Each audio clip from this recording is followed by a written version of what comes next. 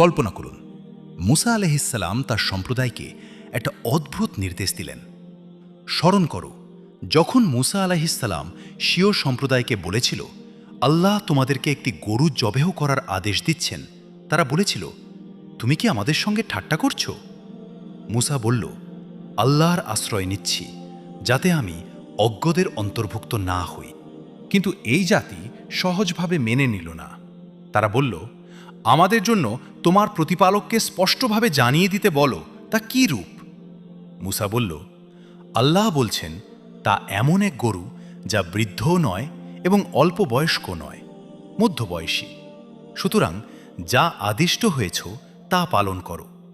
একটা উত্তর দেওয়া হলো, কিন্তু তারা এখানেই থামল না। তারা বলল, আমাদের জন্য তোমার প্রতিপালককে স্পষ্টভাবে জানিয়ে দিতে বলো, ও রং কি? মুসা বলল, আল্লাহ বলছেন, তা হলুদ বর্ণের গরু, তার রং উজ্জ্বল গাঢ়, যা দর্শকদেরকে আনন্দ দেয়। লক্ষ্য করুন একটা প্যাটার্ন।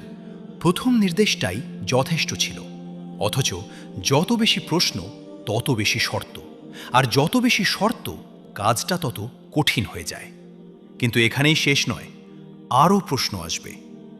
আর কেন এই গরু জবাই করাটা এত জরুরি ছিল, সেই আসল কারণ উন্মোচন হবে পরের পর্বে।